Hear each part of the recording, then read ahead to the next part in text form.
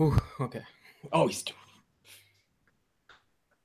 Ladies and gentlemen, welcome back to the fourth episode of Casual Master Quest. My name is Tyler Vitito. I will be hosting today, and over in the corners, as per the usual, we have Cam Attack. What's going on, man? Not much. How about you? Oh, I'm doing fantastic. Just had the usual fun of technical difficulties when it comes to USBs and all that stuff. I figured we'd finally get over to USB-C like completely, but I guess I'm behind on the times with the computers and all that. Is USB still like the big thing in like mid to high range computers? That's what I use. Yeah, I have one USB-C port, but other than that, I have like 8 USB regular ports or 3.0. USB has been here since the 90s at least. It's just so surprising how that one thing is what is still managing to keep on in the world of technology. But do not let me forget the big, the beautiful Nick. How's it going on over at your end, baby? Oh, okay. I see that. It's going okay. I'm surviving. You're just surviving? It's been a long week, Tyler. It's been. Oh, I'm sorry. It's been hard. Yeah, it's been a long week. Let's talk like this. Thank you. I thought it was going to be an ASMR stream here today. Are we doing that? I think we're going to do that. Thank you for choosing. It's not going to last long because once we get started talking about Let's Go Pikachu and Let's Go Eevee, I'm going to be pretty upset. Okay. Okay. Yes, this is Casual Master Quest, the only podcast that can offer you the Pokemon details you crave more than rare candy. Eat this. I was going to name off random podcasts. I probably shouldn't do that. Yeah, let's no call outs yet. We're We not only enjoyed this is only our fourth episode. We can't start fighting yet. We need to get to level 7 at least until we learn a new move. Yeah. And then we can start fighting. Once we learn Bubble or Razor Leaf or something, or Binder. Ember. There we go. Ember. Yeah. Oh, I'm sorry, Mr. Charmander. Look at you. Our bird stuff. I do great against the first gym. Cameron, what have you been playing, man? I've been playing a lot. I think the most entertaining of what I've been playing, though, has been the Space World 1997 Pokemon Gold and Silver version demo build. So this is a demo build of Gold and Silver from 2 years before it actually released in Japan. And it has like 30 different unreleased Pokemon in it that were scrapped at like midway through development. A bunch of cool stuff, like a completely unfinished map. But in the map is Kanto. In the map is some actually earlier or later cities, I should say, in early concepts. So there's what appears to be Snow Point City from Gen 4, as well as Canalave City from Gen 4 in this original Gold and Silver map. So there was a whole spiel and a whole leak about how this came about, but the 97 demos are out there. They've been rumored for years. We've only had some screenshots and like one video, but now we can play it. It's in our hands. So I streamed that for a little bit, and I've just been playing that, looking at documentation, all that good stuff pretty much. How far into the game have you gotten so far? So I actually used the debug menu to walk through walls because it's only a demo, so you can only go so far. But if you walk through walls, you can access the whole map. So I just kind of walked around the whole map. I broke some encounters so I could get grass working and that sort of thing, and just checked out some of the unreleased Pokemon. It's a really interesting story, game history wise. It's really, really cool. Yeah, no kidding. You said it was what was it called, Space something that it originally came out? So it was called Space World, and in Japan it's also known as Shoshinkai. It was Nintendo Shoshinkai trade show. It ran from, I believe, 89 to 2001, and we called it Nintendo Space World, but that's where they showed this off in 97. Huh. And yeah, like you said, it just came out like 72 hours ago, I think. Yeah, and like I had an early lead on it, but I only had an early lead by like 16 hours. Like I kind of got the info, kind of came down to me like 16 hours before the leak went out. But I do have something that hasn't been pushed out too much, which is everybody's playing the Gold demo. I actually have the Silver version build as well. So if anyone's interested in that, just let me know, and I can hook you up. Old Captain Cam over here has got you goods if you got the scratch. Okay. What else have you been playing, man? I played some Quantum Break, which was an Xbox One game from 2015, 2016, I want to say. Wasn't that the one that they pushed really hard?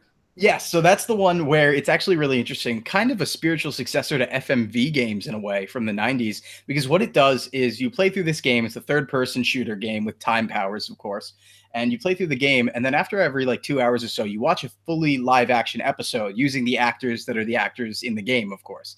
So you just watch an episode, but your decisions in the game influence the content of the episode. So it's kind of an FMV type thing. So you're telling me technically I have a Detroit Become Human version for the Xbox. Let's say this sounds like a David Cage wet dream right now. Sure. I mean, they definitely handle time travel much more gracefully than I assume he would. But you know, it's like 8 hours, 8 to 10 hours. It's a little aside, but it's $11 these days, so definitely worth a pickup. Okay, fair enough. Is this Xbox One only, or do you know if it comes out? It's so I can't get it like Xbox One exclusive. Yeah, and you can get it on PC. I'm pretty sure now too. On PC? Everything. I'm pretty sure you can for everything now. I think everything's cross buy. So or most things are. Let's check it out. It's on Windows 10. Yep. Awesome. Okay. That like I've heard about it back in the day. Wasn't really my thing because I like swore off the life of Xbox and well, not PC, but you know, Xbox related PC games. And I heard about it. It's like cool. You know, the idea of, you know, once again, FMV stuff is my gig as it turns out. But yeah, and you know, my Xbox was feeling lonely, so I just, you know, had to do well, I remember Quantum Break because they pushed it pretty hard 2015, 2014 E3. And I think mostly to show off the hardware capabilities of the Xbox One. Yeah, because it actually still holds up. It still definitely holds up in terms of what the facial capture looks like in game. So, wow, yeah, good stuff. Do you know what company developed Quantum Break? Yeah, it's Remedy is what they're called. Do we know them for anything else? We do know them for something else, but it's escaping me right now. Remedy has Alan Wake. Alan Wake. Okay, that makes sense. Alan Wake and the first two Max Paynes. That makes sense. Okay. That is amazing. Good job, Nick. First off, 500 points for you. 750 though to Mr. Cam over there from being able to take it on the spot the first two shots. That was very, very nice. Seriously though, so the people that made Alan Wake and the first two Max Payne games jumped just left field and made this game a couple of years ago. And yeah, what can you say? People went from Killzone or not people, but those people. Yeah, those guys over there. We don't know them for anything. Seriously though, it's a heck of a jump. Anything else, or should I turn it on over? Yeah, just Pokemon Emerald randomized. As always, I'm just playing more BlazBlue Cross Tag Battle as well, since I have an early review copy. Thank you, Arc System Works United States, for sending that over. Yes, thank you. Yeah, just playing that through and stuff, and what's it called? Kind of getting the, you know, it's getting down to the review deadline, right? Like it's coming out, and we have to have stuff ready by the 5th. So we're just kind of pushing it pretty much and trying to get everything taken care of. Nick, over here, I see that you're playing a game called Nothing New. Yeah, it's okay. So let me break it down, Tyler. Yeah, Nothing New. It's a Call of Duty game. That's funny. I like that. Or a FIFA game, or an NHL game, or an NBA 2K game. Yo, you got FIFA? Tyler, Cam, yes. I'm a person of. When I like a game, all I do is really just play that game. Or if I like a place to eat, I'll eat from that place, like, you know, every day of the week till the day I die. I respect food wise. Yeah. So again, really, I've been watching a lot of Detroit Become Human. Actually, I was just telling Cam earlier. I'm really getting invested into the story and the different like paths people are taking. It's really, really cool. I know we all had our own gripes with it last episode, but a couple of us. In general, it's in general, I'm enjoying watching it. And then Pokemon Go a little bit more. Like now I'm doing my daily stuff. Yep. And then more Destiny 2, a little bit of Fortnite. I've moved away from Fortnite back to Destiny 2 a little bit because one of my friends is playing again. So feels good. So when you're watching somebody play Detroit Become Human, potentially game of the year, but let's be realistic here. Are you feeling frustrated at times when they choose choices that you know that you would have picked the opposite of? No, because everybody sees things differently, right? They do things differently. I'm a nice person, Tyler. I don't backseat game. Okay, well, it's just this game comes with a lot of, you know, diverse decisions, and morally there are some very strong moments where you no, for sure. I know plenty of streamers who are doing 2 distinct playthroughs. One where it's a full-on pacifist playthrough, and then the other's a fully violent playthrough. Oh, so they want to explore all the different sides of it. Yeah. I mean, it won't cover all the bases, but it will sure and heck come to close. You can't go wrong with that style. Man, I did beat Detroit Become Human. I played it through in its entirety. Talked with some people about it. A good example is Seth over from PSVG. Bless you, Seth. We had quite a conversation about stuff, you know, including plot holes and whatnot, because we don't want to go crazy in the spoilers, but there's a lot of like it's glossed over. Yep. And they tried to paint a lot of pretty pictures around like a hole in a painting, but I really like the pretty pictures. But I don't want to spend the entire episode talking about Detroit Become Human. No, we did that already. It's old and busted. We got new topics this week. Oh man, we got new and newer. I'll say that I played Persona 4 and 5. I've been playing more of that. 4 though. Wait, am I hearing this right? You managed to bring your PS Vita back to life? It is back to life, my people. You know what happened? I have been playing during my lunch breaks at work. I've gotten 3 hours into my Vita. I was going to make it 3.5 because I showed up to work early today. Be careful, you're going to make Cam cry of happiness and pure joy. Vita's getting love somewhere. As long as they're getting love, the world's okay. It's funny because I was looking on Amazon. It's like, man, I got to buy more games. I keep looking and looking. It's like, I haven't found that one yet, man. Well, if you want any recommendations, just the one game's enough. And if you want to borrow some, I'm pretty sure Cam's willing to let you borrow some for a short period. Well, a lot of people, I'm not saying it's true or not. It's up to your own, personal theories. People say that the Vita is dead. If that is the case, I'm not supporting or going against it. I know exactly one of the main roots why that is. And that is because they changed the voice actor for Chie in Persona 4 Golden. I am so upset about that. Oh, I forgot that was a contentious thing. It's been like so long for me. I forget that's a problem for like a lot of people. I got viciously upset. Maybe it makes me shallow as a person, but when I played the couple hours in the PS2, I was so latched on to Chie because I was like, she's a maybe not soft spoken, but she was just so, down to earth with the way she talked and whatnot, and just normal talking. And apparently Atlas didn't like that. I was like, no, we got to make her sound like a whiny teenage high schooler and make her shoot up in octaves that, makes dog howls. I do want to just say this one thing. So this is not at all a majority opinion, but I actually prefer the Golden voice for a specific reason. It's not a better voice. But what it is it makes Chie a huge dork. And I love that even more. For me, it's like, oh, she's a huge dork now. It's great.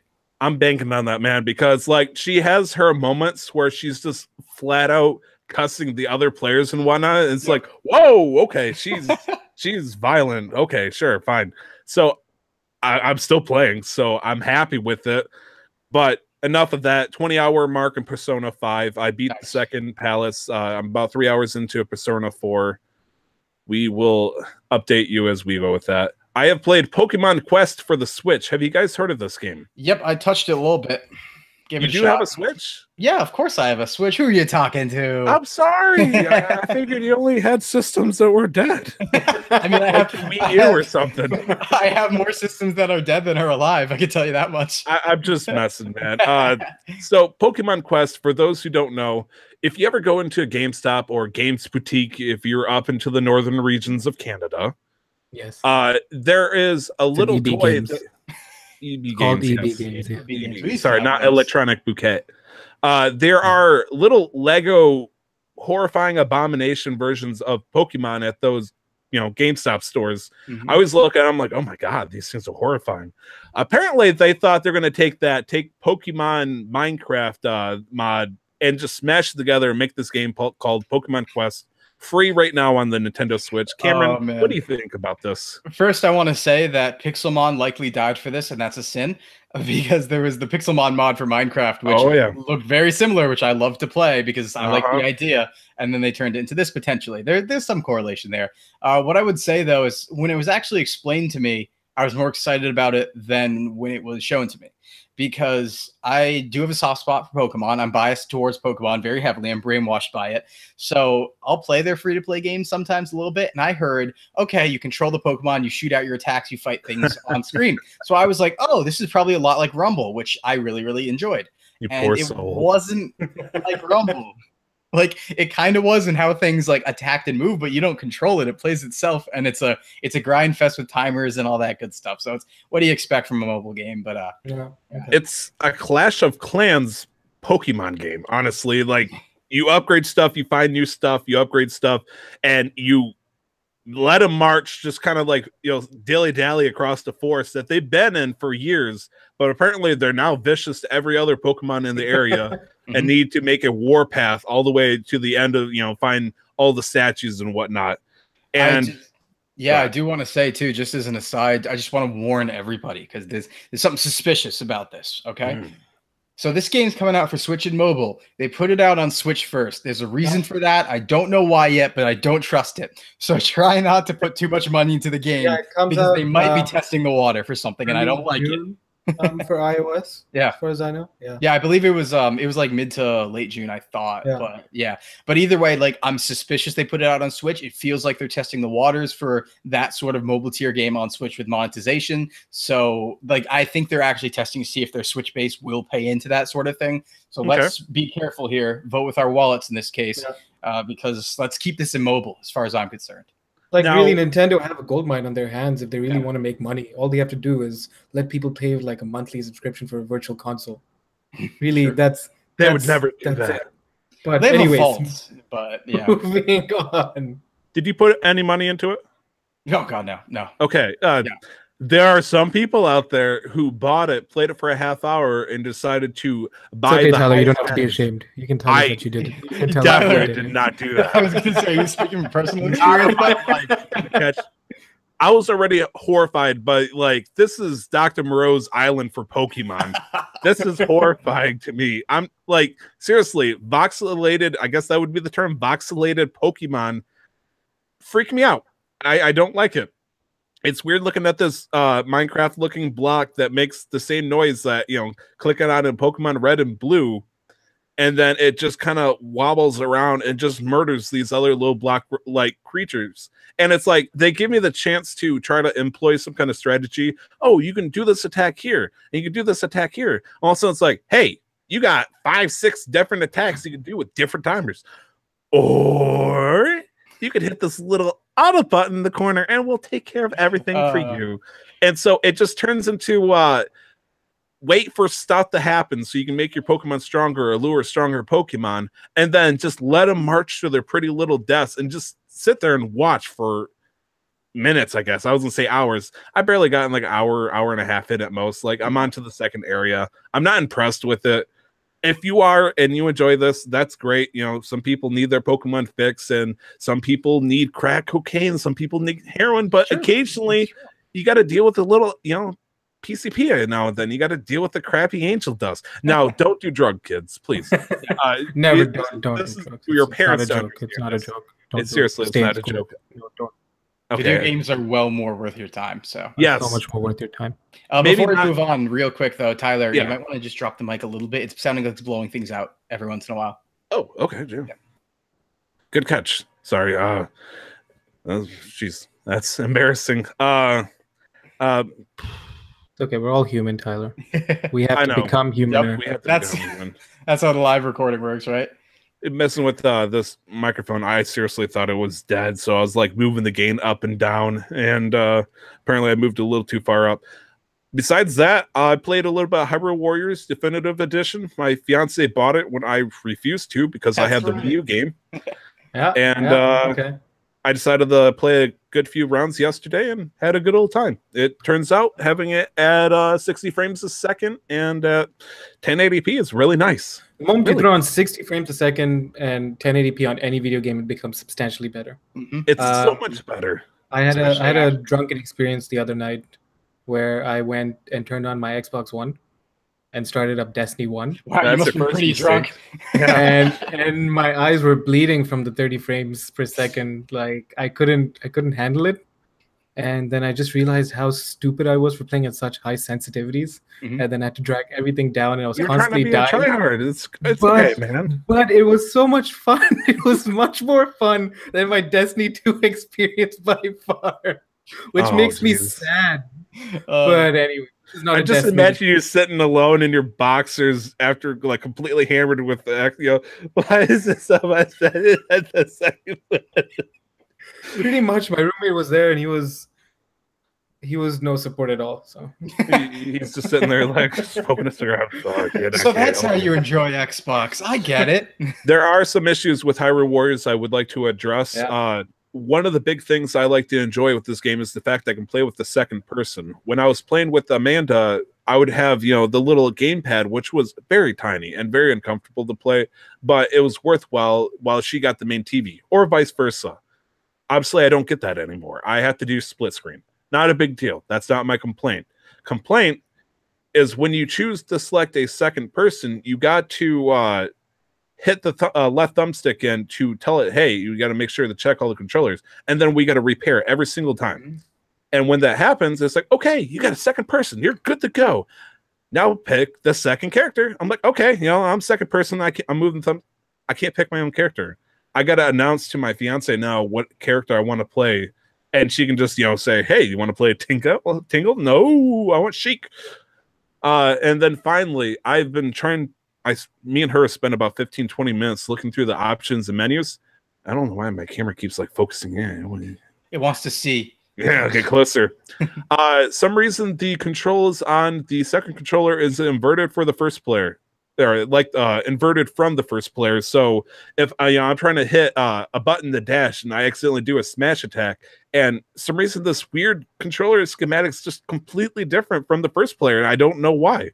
And I'm looking at control schemes, some way to change it. There is none. If you find it, please tell me. Let me know. I won't eat a lay or make any prophecies saying that this game has patches. I was gonna say, when's the lay eating, and what was the other one coming? I forget what those. I think he ate a pen live on stream before. Right. Yeah. Yes, I'm still waiting for that to come out. Finally, I didn't write it on here, but I think it should give some mention. Mario Tennis Aces. Yeah. It's right now, when you guys listen to this on Monday, you won't, it'll be over. But right now, this weekend, we get a whole wide online only tournament demo going on right now. Have you played it yet, Anycam? I'm playing it in an hour or so when we're all set. I'll tell you that much. Don't worry, me too, buddy. I think I'm going to be streaming this if it works out, because I've gotten about an hour and a half in so far. I've never played a Mario Tennis game before. Well, this is not only a Mario Tennis game. This is a fighting game. You need to be careful because you're playing a fighting game right now. Yeah, no kidding. Because there are times where it was just like we're whacking the ball at each other, but there'd be that one guy who is starting to do super weird bull crap tactics. And it's like, whoa, you can do that, and people can't stop that. And it's like, I started learning cool stuff from these people, like a cheap trick from this guy, a weird move from this guy, and suddenly it's like, man, I'm learning all these very dirty tactics, because I thought tennis was trying to hit the ball in the right direction and maybe fool the other player. No, this game is pure, it's strategy real time. Yep. And I know that's really what a sports is technically anyways, but it's like I'm constantly trying to play dirty and underhanded or backhanded, depending on how you view it. And I love it. I did not expect that from a Mario Tennis game. The problem is, though, I don't know who all is going to be buying this game. I don't want to buy this game and play by myself and get good, because I want to beat other people. I want to feel good. That's a very, I can probably play online when the game comes out and play against a bunch of random people. I'm still paranoid that when I was playing against tournament people, it just had generic names like going against Kevin. I was like, is this? Yeah. Not Kevin XX or anything. I mean, I know it's a Switch and you don't really need to put anything besides your boring life name. And, occasionally I'll get a couple people. I notice anytime I see somebody playing Waluigi, I know that I'm going to face someone decent or at least mid-level. Yep. It's like Waluigi is like the coming of age for that game, because you start off in the demo right now with Mario, Peach, Yoshi, and Bowser.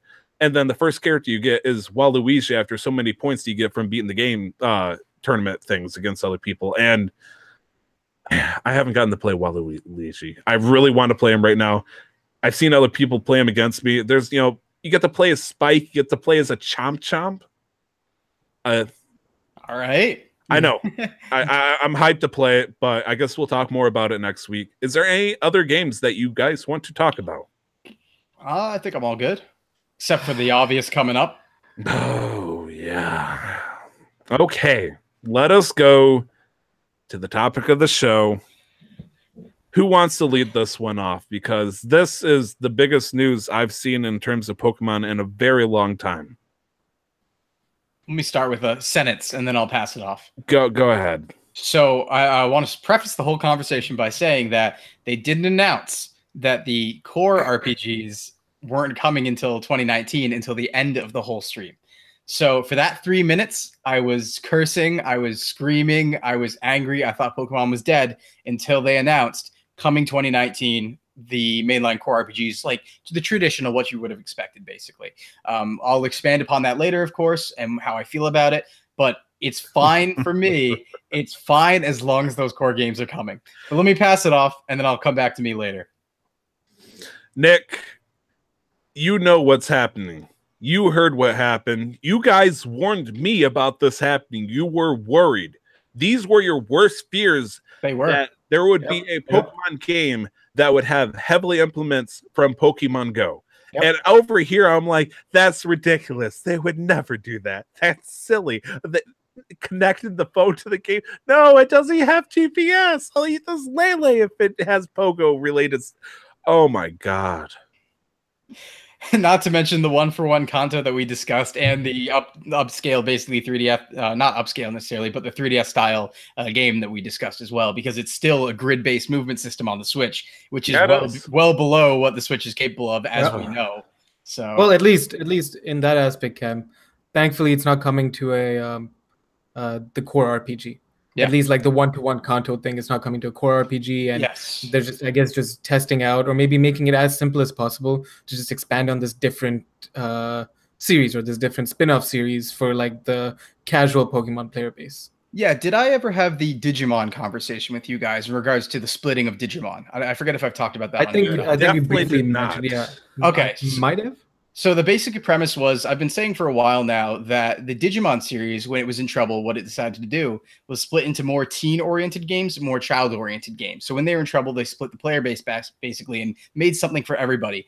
I had suggested for a while that Pokemon may want to consider doing that if they ever see their numbers going down. And that's exactly what they're doing. So they've gone out now and they've said, okay, these Let's Go games are going to be for a more casual audience, and they're going to be going forward a new pillar of the series in addition to the traditional sort of RPG. So we're seeing that split.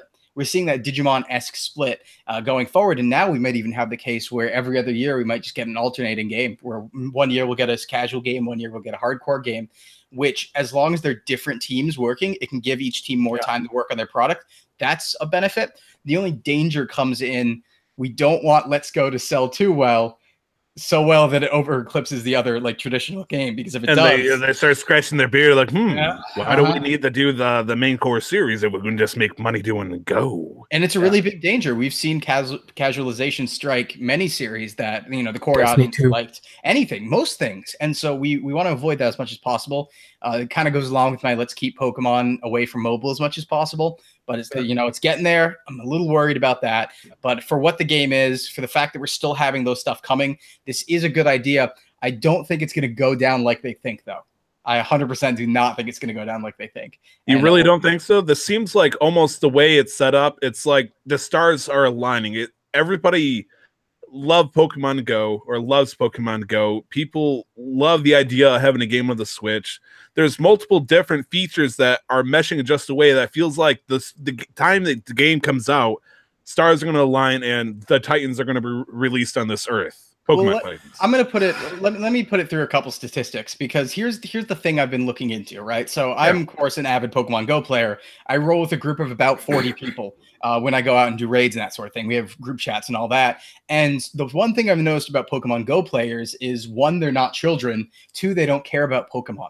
Yeah. In most cases, the Pokemon Go players I roll with, basically, they don't know the Pokemon's names. They just like name them by, the red one, the blue one, the dinosaur-looking one, that sort of thing. They like numbers. Just to test, I actually put the announcement of Let's Go Pikachu and Eevee in the chat, and nobody responded to it for 2 whole days. And then somebody else posted it when it popped up in game, and all they were responding to was the fact that the Alolan Exeggutor was in the game.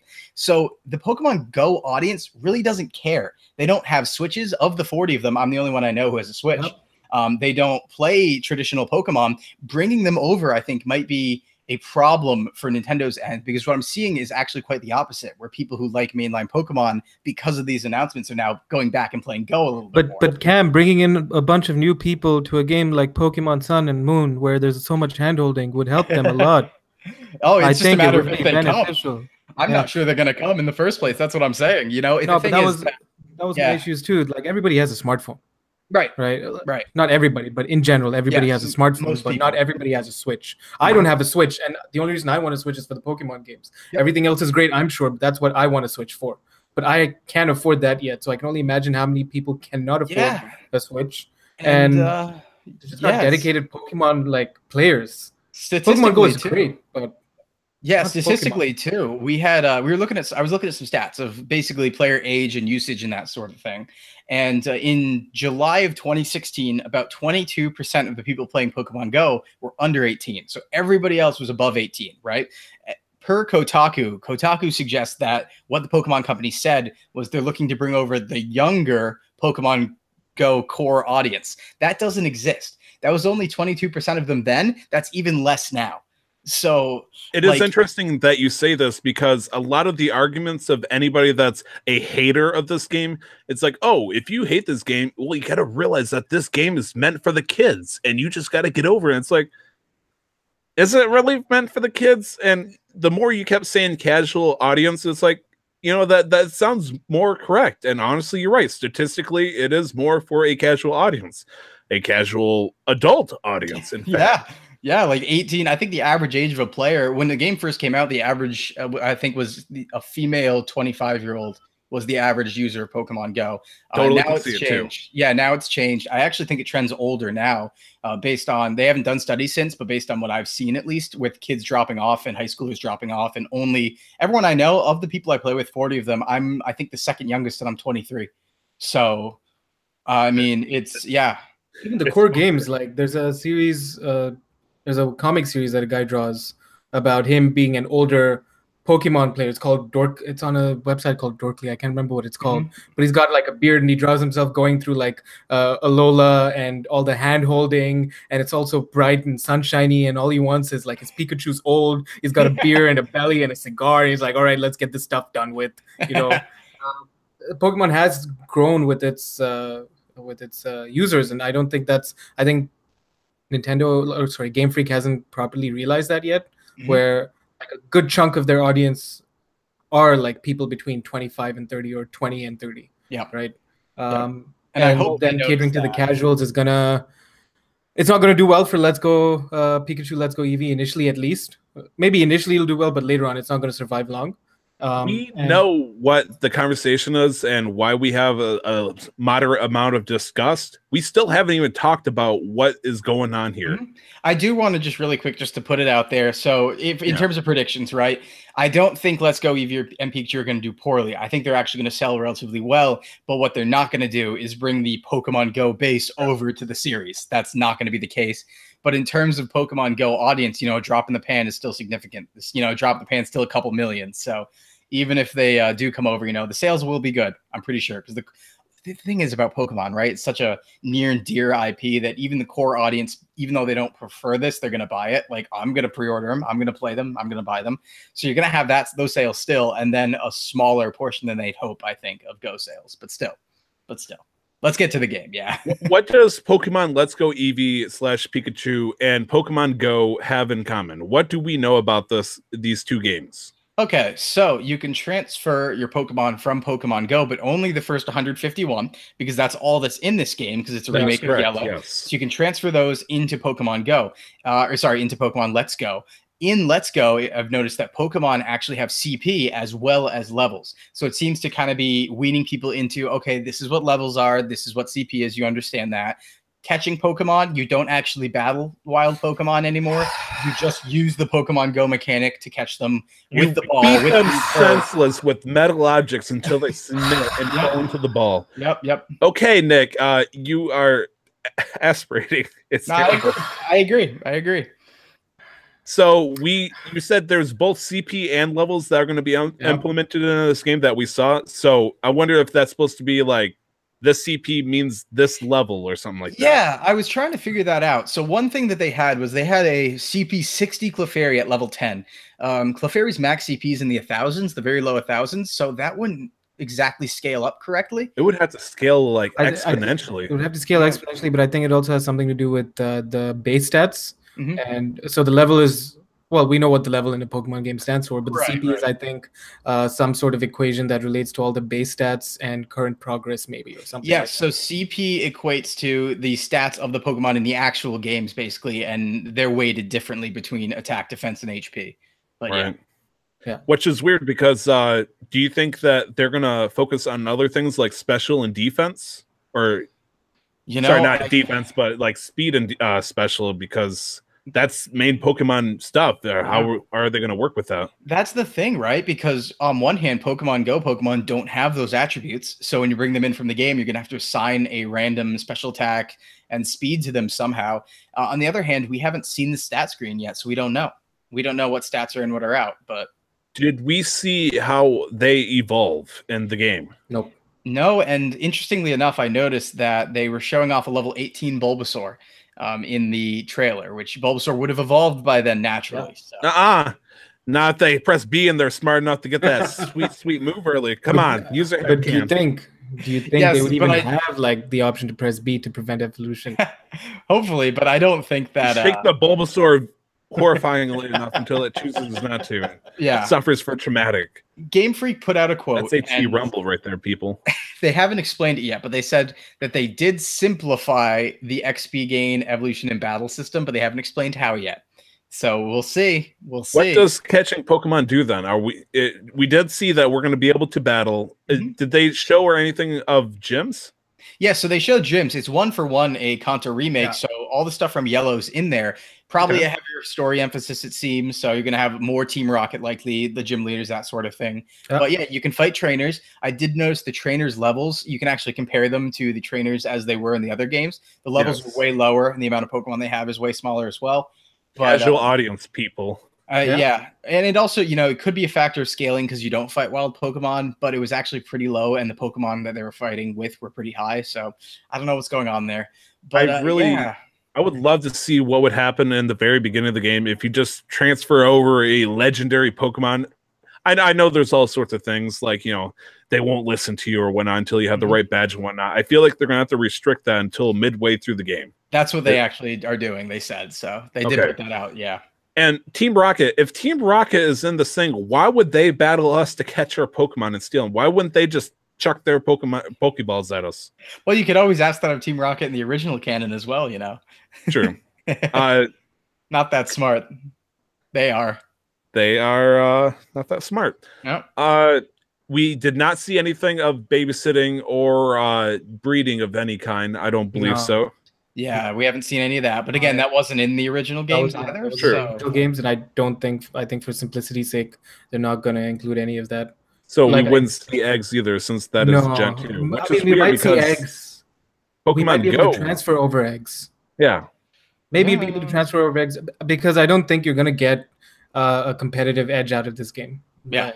Because if you can clearly determine stats and IVs and EVs and raise and breed Pokemon exactly to what specifications you need, you're not going to get a competitive thing out of this. You feel like since it's so generalized that they wouldn't have a tournament of any sort with this kind of thing on the big leagues? They can try, but it won't be fleshed out whatsoever. It'd be the equivalent of, making competitive, I don't know, rock, paper, scissors, Nicktoons Racing or something like that, like because you can always make something competitive, but it's the matter of depth that's there that makes it a good competitive game to watch and play. Sure, bring Diddy Kong Racing back. We'll bring this out in style. I'm trying to think if there's anything else, because I was originally horrified by this whole thing, but the more I looked at it, I'm like, I mean, I was livid. I was pissed. But then until I realized, okay, main core RPG game is coming out, 2019. Okay, let's take a step back. Let's reevaluate what's going on. I still don't like it. If I ever get a Switch by the time those games come out, I might play it, but I'm not gonna like it. I'll be just furious playing it throughout. Like, no, this is crappy. This is not what it's supposed to be like. This is not a Pokemon game. But no, it's like I get it. They have to diversify. They need to bring in more people. They need to bring in a bigger audience. Maybe whatever new audience they bring in would be interested in the core RPG games and bring people over there. That's a possibility of happening. I hope that's their idea. I do hope that, and hope that pans out, but I don't think it will necessarily.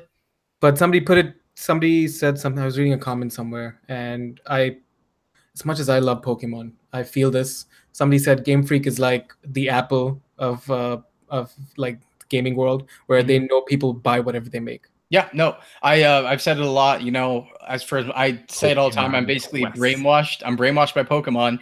Game Freak are lazy developers sometimes, and the series fails to innovate quite often.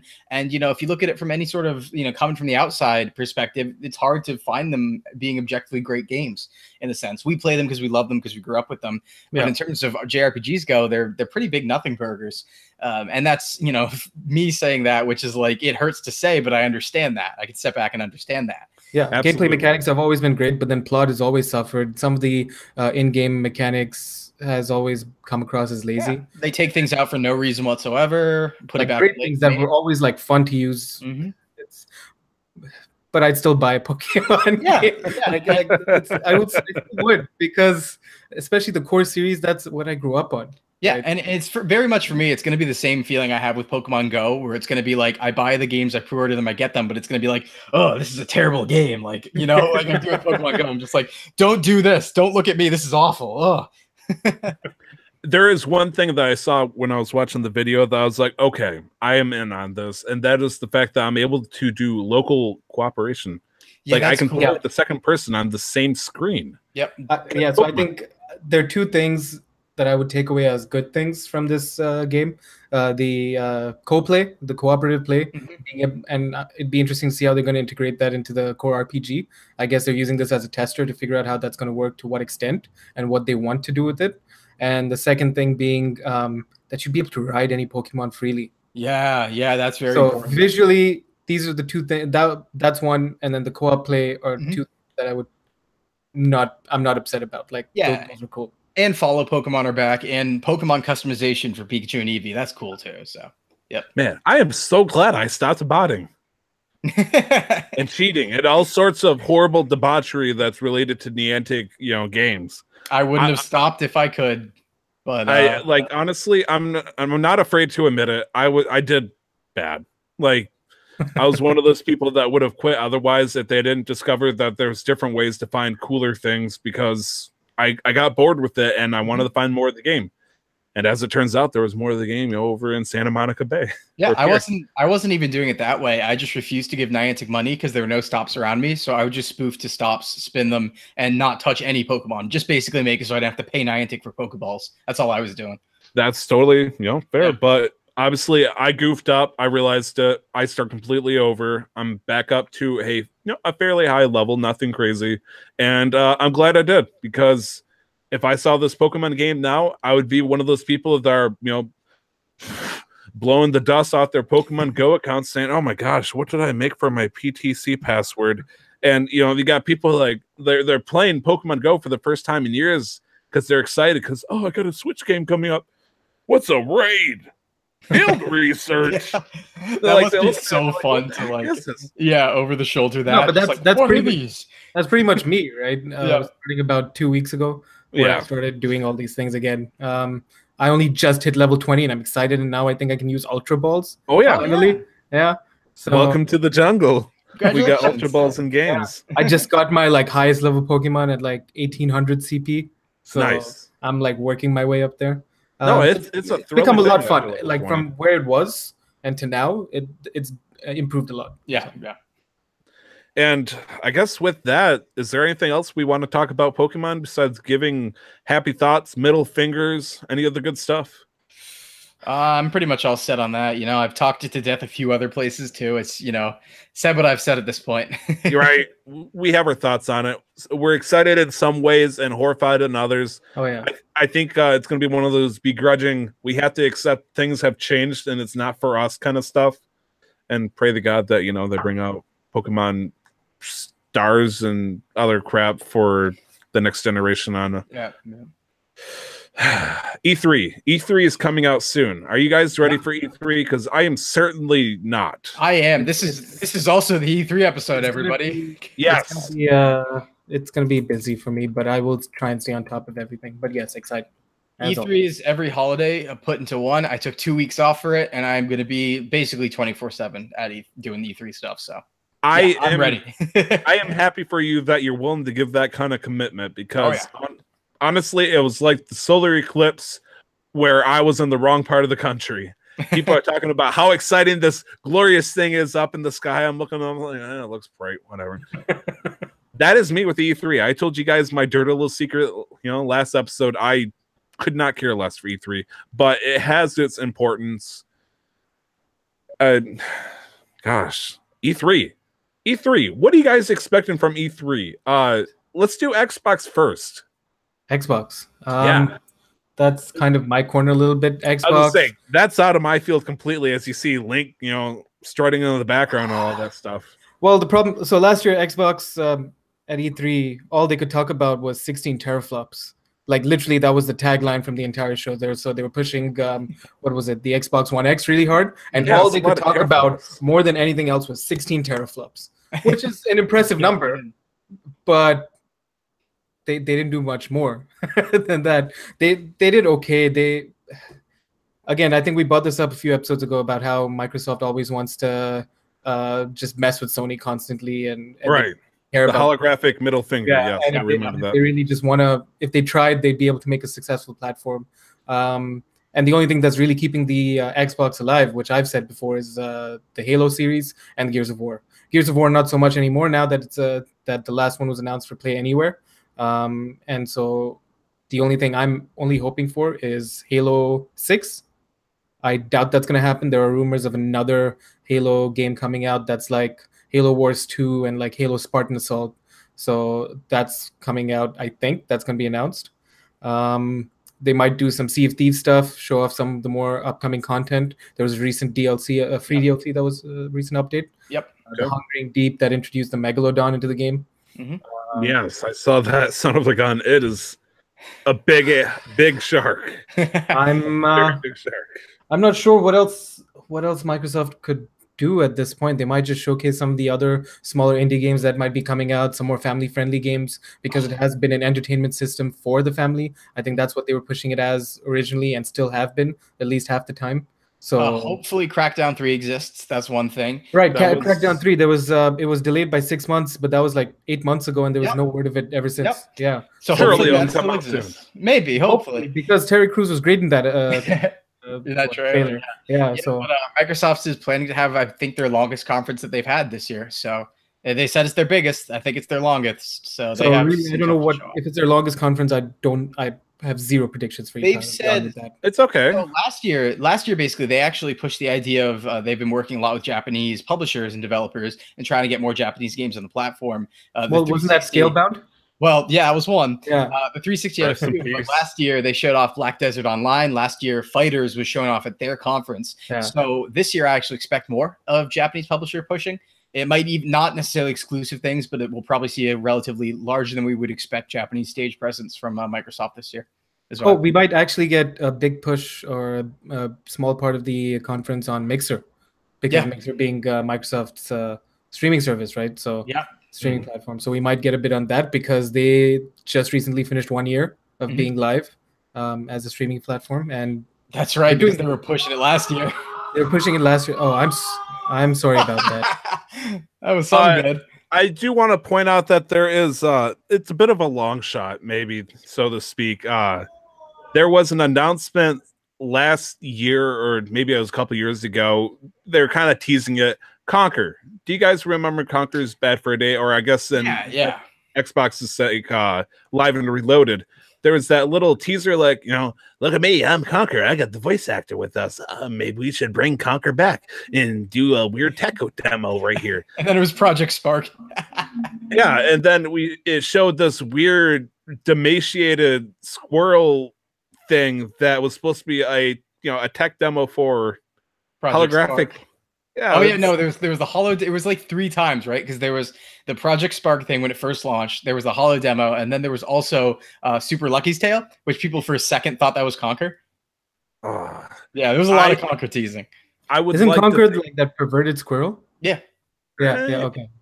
I guess he could be perverted. He's more of trying to get his life together, but as a defunctioning alcoholic, now king of the world. He looks like. Do you guys watch Rick and Morty?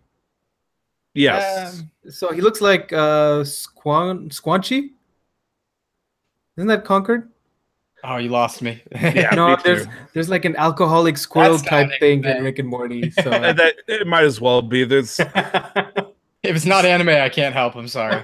look, I was dead surprised that Nintendo allowed Rare back in the day to put this game out on the Nintendo 64. And I'm also more surprised that my father let me rent it. There was so much stuff I got out of it, like I became a man after playing that game. It's like the least Larry of the time, right? So much gore and cartoony humor and parodies that no other game was really doing besides maybe like Earthworm Jim, but it didn't go that far. But Conquer did it, and I was impressed by it, even if it was a terrible game in a lot of moments. A very terrible game. But I would love them to do a sequel. I hope they make it. Like I said, it's a long shot that they launch something like that. But like I said, I'm not an Xbox One owner. I have one other prediction actually for Xbox for Microsoft. Yeah, sure. I think potentially Fable. I think we might see a Fable game. There's been rumors floating around for a while, actually, that the Forza Horizon team was going to be working on the next Fable game. Really bizarre. Fable Racing. Very bizarre, but also relatively credible. Well, if you think about it, yes, it sounds crazy, right? The racing aspect of it, but the Forza Horizon games do have decent open worlds. So if you're going to make a Fable game, like you can go that direction, you can do that. But that's the rumor. I could see it happening. I mean, they have a long conference. They're going to announce something. Who knows if it will ever come out, because half the time they just cancel all of them. But yeah, Microsoft wise, I'm feeling Japanese publisher support, maybe Fable. I'm not too sure about Halo 6. I don't know. I'm like, I don't want to make a call one way or the other on that. I mean, if it happened, it'd be huge. Even if I stood in line for a midnight launch for a physical copy of Halo 5, so I would love a Halo 6. I think we might have like another year or two on that. I figured there's always little pieces of information you'll find here and there, and I've seen nothing about Halo 6. I've seen about the other spin-off Halo game, but nothing about Halo 6, but one can hope. Yep. Now, we are somewhat well-grounded in terms of what we all play as a whole. But however, that being said, it really sounds like it's kind of lackluster for Microsoft at E3 this year, just with our expectations. Now, well, Nick, what is their nailed it. I know. Nick said it. They're not trying to seek the spotlight so much anymore as just trying to make sure it doesn't shine on Sony. Yeah. Also, every single time, and they know they're going to make money, so there's no. They're like a content family man. Everything's just fine. He's got no ambitions. Well, every time he announced an ambition, the rest of the family yells at him. But then old Uncle Sony's like, "Hey, you're always online, huh? Old Uncle Sony over here doesn't need the internet all the time." Yeah, I mean, everybody loves Uncle Sony. The beginning of the generation was just both other consoles shooting themselves in the foot and Sony standing on stage and not screwing up. That's the only reason. Right. What's it called? He said it himself, the CEO of Sony. Yeah, and the CEO of Sony said it himself, where he's like, early on, he was like, "I'm not sure why the PS4 is doing so well. I don't understand." You can look it up. It's a real quote. Yeah. He had no idea. And the answer was because Microsoft went up there, shot themselves in the foot live on stage, and Nintendo went up with the Wii U. Do that in real life. Just and Nintendo went up with the Wii U, and we're just, I guess, looking in the other direction and started like, well, Sony seems like the only option. Like, I might as well get a PS4 looking at these guys. Yeah, Nintendo was just appealing to the curtains, like speaking to the audience, not the audience, but yeah, they just, Sony, like, it was a victory by standing still, basically, for Sony in the beginning there. Hey, all they did was not screw up. But yeah. Speaking of Sony, what do you guys think? Okay, so here's what we know. We know that they're bringing 4 big games to the show that they've talked about, that they've announced. They're saying these are what we're going to focus on. That's not going to be the only thing there, however. They're going to announce more. My big Sony prediction is Devil May Cry 5. I really think it's time. I'm pretty sure we've known for a while now. We've had like rumors come in, things float in that's been done for a while, and they've actually held off on showing off the trailer because of leaks, because some people do that sometimes to almost punish leakers. That's a thing that's occurred. And I think it's finally time. I think we'll see Devil May Cry 5. Okay. And not DMC Devil May Cry, actual Devil May Cry. So you don't want the guy to go, "Hey, I'm going to take off the wig. This is really what I am." I have nothing against Dante, but not original Dante, right? I think this is going to be an original Dante DMC. I've never played any of the original Devil May Cry. Are they any good? Yeah, no, they're all great. Oh no, I'm sure they are. I've heard all good things Yeah. about them, but like, Except. I would say, yeah. I 2 played has DMC. problems. DMC was fun. It was Yeah. just a fun hack and slash game. Yeah, well, the gameplay in terms of combos. Puzzles. The thing about DMC is about the depth of the combat system in terms of comboing off of things and getting it to basically be have the high skill ceiling of games you might see out there when you get to getting combos, getting that triple S ranking, and that sort of thing. It's really in that sort of replayability and chaining things together in launchers that people enjoy those games. It's the stylish action genre. It's the genre that basically, birthed Bayonetta, birthed that sort of thing, Platinum Games, that sort of thing. So DMC Platinum 2 games. almost. It's actually there's a history there. There's a bit of a history there, but 2 has problems because they didn't understand what was good about 1 and made something else. But like 1, 3, and 4 are great. DMC is great. I love all those games. So I'm excited for 5. I'm pretty on the nose that's going to happen. I'm pretty sure about that one. But what else? What else are we expecting from Sony? What else are we expecting? We're gonna see the things we expect. But yeah, you got something? What was the big 4? Ghost of Tsushima. Yeah. Tsushima, Last of Us 2, not Days Gone. Days Gone was not one of the big 4, but we'll see it. Red Dead 2 and Spider-Man. Okay. Yeah. Oh yeah, Spider-Man. I forgot about Spider-Man. Yeah. I'm excited for that game. Yeah. Even though all I can do is just watch people play it, I'm excited for that. You might want to consider seeing if you can scrounge up for PS4 sometime soon. Switch comes first, Switch and then a PS4. Yeah. All right. I don't know if I can commend that. I mean, I remember Spider-Man 2 that came out when like the movie game, right? That came out 2004, 2005. Right around there because it was still Gen 6. A lot of fun with that game. This is super open world. It was a little bit dynamic. You could web sling on a helicopter, catch a ride, and just go chill around the city. I had fun with that game. So seeing a full-fledged open world Spider-Man game like that being announced was exciting. I honestly feel like that Spider-Man game is going to be like a cooler version of Infamous. Like, Infamous is traversal.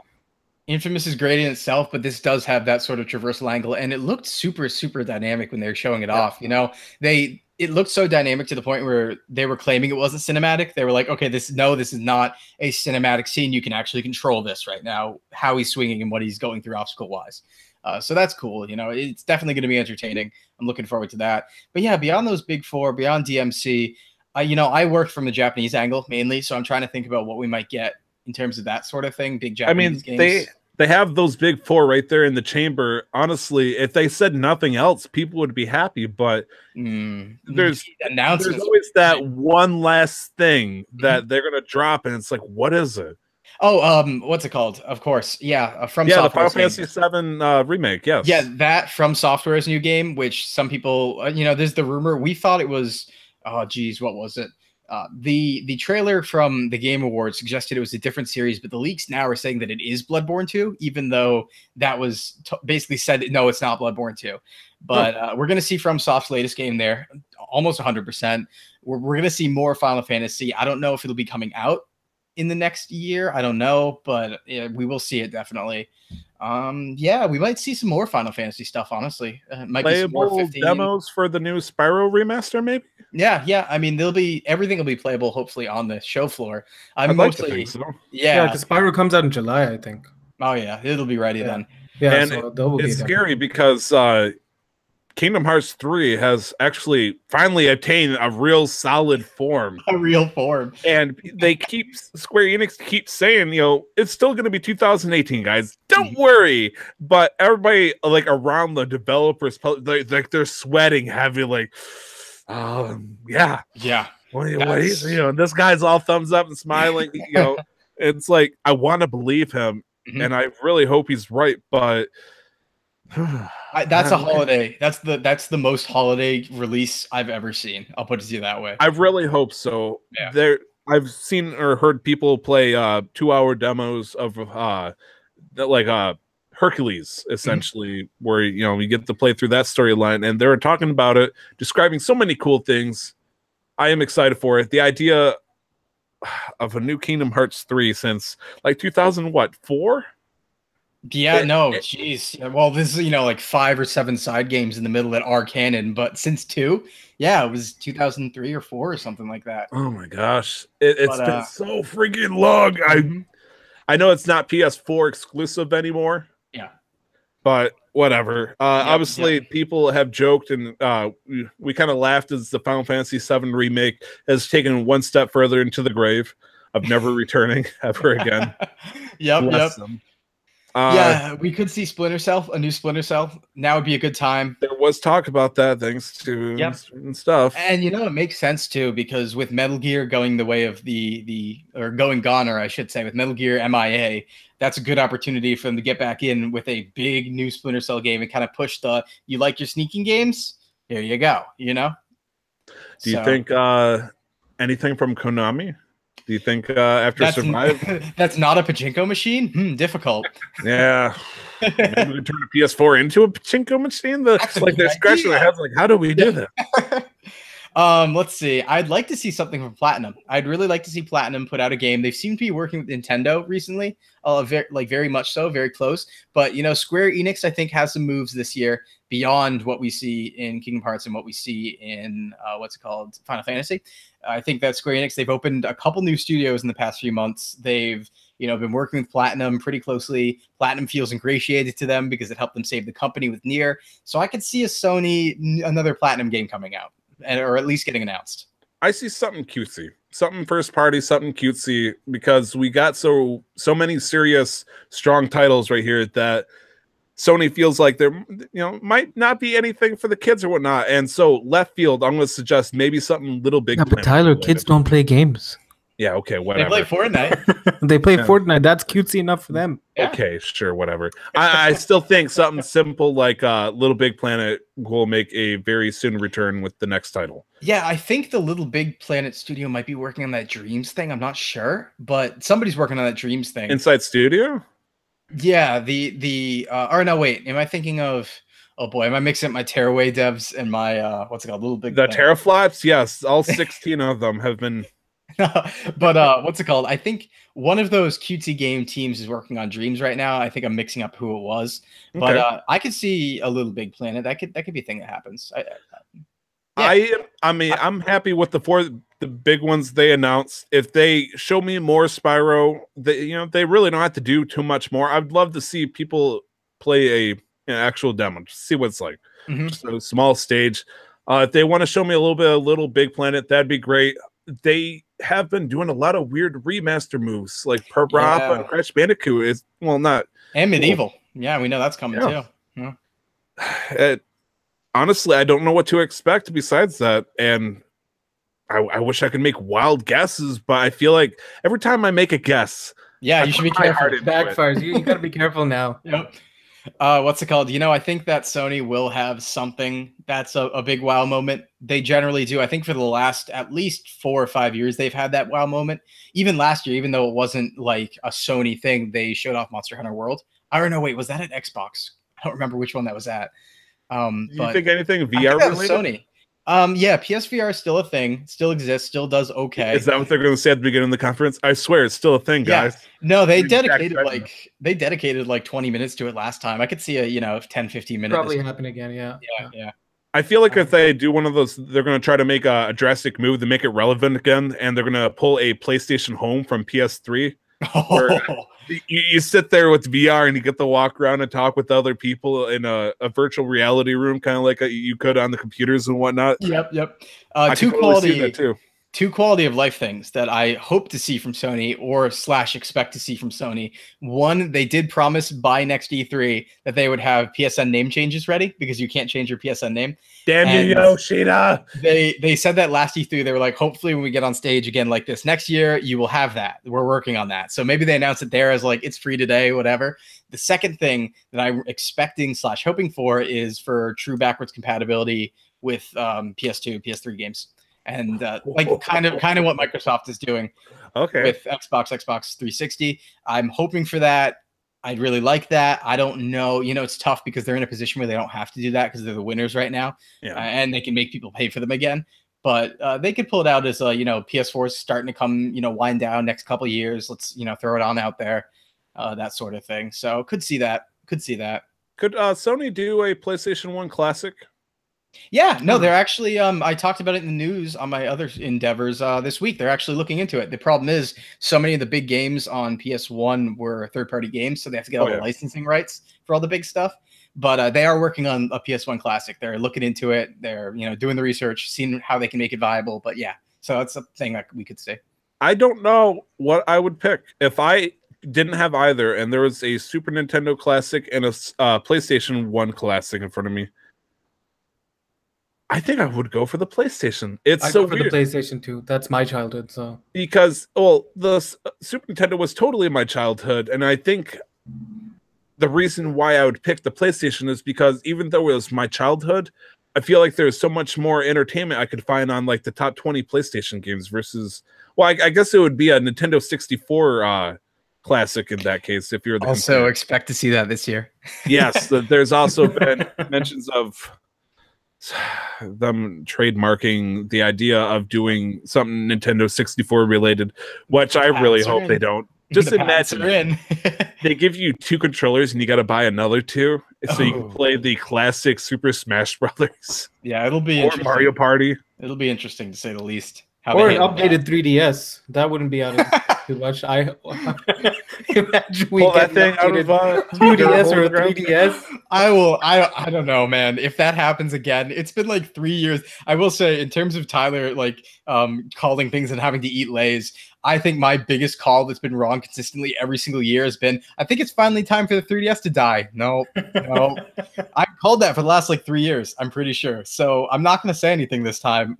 We very well could get another version. And all right. Nintendo. Yeah. This is probably going to be the big one. I feel like the spotlight is going to be very heavy on Nintendo this year. They got the ball rolling. They got the momentum. Generally, in terms of marketing and sales, the second holiday season is the most important. So for Switch to be a viable platform going forward, they have to have a strong lineup for this fall, this holiday season. So they got to get stuff ready. There's so many things that we've heard about that we haven't seen in a while, and it's time. It's time for everything. It's time for Yoshi. It's time for Fire Emblem. It's time for SMT5. It's time for all of that. Wait, Shin Megami Tensei? Yeah, SMT5 was announced for Switch at Switch's reveal, and we only had one trailer since. Yeah. I didn't know that. What about Bayonetta 3? Yep, Bayonetta 3. We'll see again. Hopefully, they're hoping that it's not a remake of Smash Brothers 4 and that it's Smash Brothers 5. That's the big thing. I'm pretty sure it's not a port. I'll tell you that much. It might be 4.5, but it's not a port. Yeah, so they're hoping that it's not going to be for a remake. What else did I hear about Nintendo? Metroid, I think, is 2019, so I don't think that's coming out this year. But Fire Emblem should still be coming out this year, even though we haven't heard about it. But that's fine. Nintendo likes to do things like 3 months out, so that's fine. If it was Fire Emblem Heroes Go? Well, I actually saw a leak today. There was somebody somebody put out a thing. We don't know how verifiable it is, as with these leaks, but E3 time is always nuts with the amount of leaks that come out. Yeah. But this was one of those sheets where it's like, here's a sheet with all the things they're showing on it, right? And there were actually some parts of it that were like, oh no, there's other stuff that like corroborates that. But what was on there, of course, was Fortnite for Switch, which I could. That they weren't working on that, but I could see Iron Galaxy porting that. They like to port. They Switch put it games on the phone. Of course, they're going to put it on anything. Yeah, no, that was a given months ago. Like people knew it was going to Switch eventually. They assumed. However, what's called Epic Games said they had no plans for it whatsoever. Right. We're not working on it, but it might not be their problem. It might be Iron Galaxy who ports a lot of the Switch games like Wolfenstein, that sort of thing. Okay. And they might be doing it. So that could come. Some people were saying that it was called in that same leak where that was happening. It said Fire Emblem Reawakening, which I was like, oh, let's. I don't know. Like Awakening's good and all, but maybe I hope it's not a remaster. Birth by Awakening. There we go. Birth by Awakening. 2.8 final chapter prologue. Any possibility of them announcing a core Pokemon game with all the bullets they just fired in the air? No, they might talk about it again. They might. The last E3 was unique because usually they don't talk about Pokemon at E3, but they did say that they were making the 2019 game last year. If anything, we might just see a sizzle of Let's Go a little bit more in their direct, where it's just like a tiny bit more, or just replaying the trailer. We might see. Depends how long they want to go. I don't think we'll get any new info on 2019. We're probably getting some new info close towards the end of the year. Yeah. That's usually when it comes out, all the leaks before a new game starts dropping. Okay. Usually starts happening around November, December. Yeah. And then again in June when they have their direct, and also more leaks, and then it'll launch again in November, October next year. Yeah, we'll probably get a direct. We'll probably get a direct right before Let's Go leaks detailing Let's Go, and then next year we might get a reveal in March, April potentially for Gen 8 is what I was assuming 2019 is. But yeah, Nintendo in terms of surprises, those are all things they've announced. I don't know how many surprises they necessarily have. Maybe that Star Fox rumored game. Yeah, maybe they don't generally have like crazy E3 presentations anyways. We Yeah, always not expect the anymore. craziness from all the big people. Mhm. But Nintendo's always been like, well, we're going to tell you most of the stuff before E3. E3, we're just going to rehash some of the stuff we've told you and maybe announce a few new titles. Yeah, That's or what they generally do is they'll announce it well beforehand because like they like to talk about it like only 3 months before it comes out, right? So we know Metroid's happening, but we might not see it until it's ready to come. So yeah. Well, we know Mario's gonna sleep. We know Zelda's gonna sleep. Well, more than likely, anyways. I have a theory about Zelda. I do want to put this out here. Go ahead, pitch it. So I don't know. I don't think it's going to be this year. Might not even be next year. Maybe the year after. But I feel that Breath of the Wild is actually going to get a Majora's Mask situation where, this is the type of situation, kind of like Ocarina of Time, where, it's a completely new engine, completely new game, did very, very well. And so using those same assets within a couple of years, they put out another game. I could see them doing that with Breath of the Wild. A very smart move. I think people would totally be okay with, honestly. Yep. Animal Crossing. Yeah, the scary thing is everybody expects it, everybody wants it, everybody's sure it's coming, but there's nothing going on. I've not seen I don't anything. know. No. There's negative leaks, negative rumors about Animal Crossing. So I really don't know. Either that's the best guarded secret ever, or there are more rumors about Harvest Moon than there are about Animal Crossing. Yeah. Oh boy. See, I don't know. It'd be, if so, I'm going to give them props for being that tight of a lid on it because everything leaks. Everything has leaked. I know Nintendo's been tough this year on leakers and really pushing those NDAs, but that somebody would have said something by now, I feel.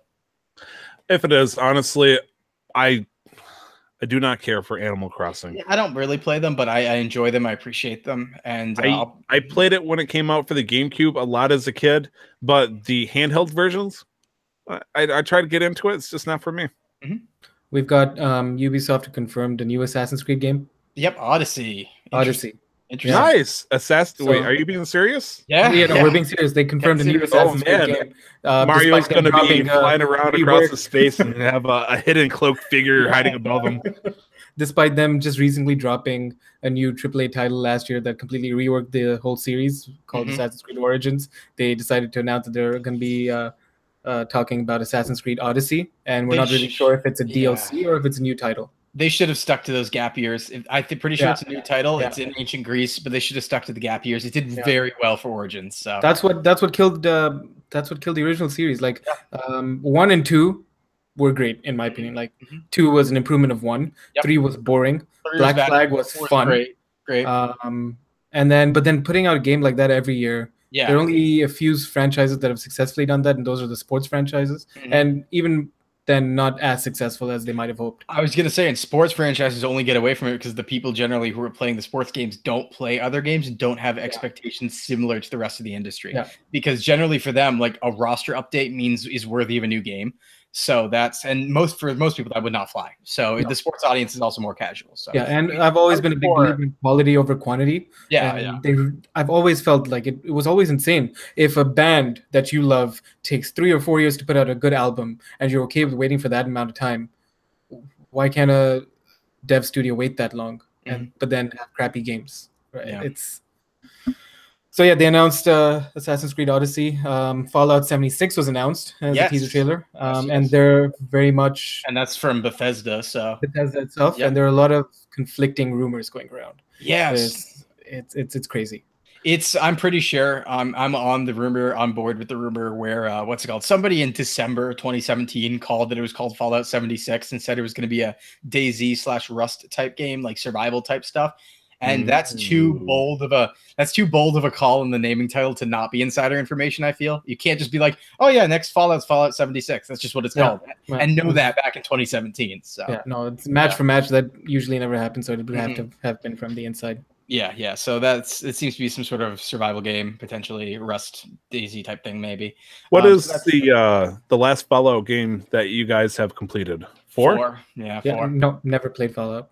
Oh. Don't worry. Yeah. You never finished Fallout, neither did Bethesda.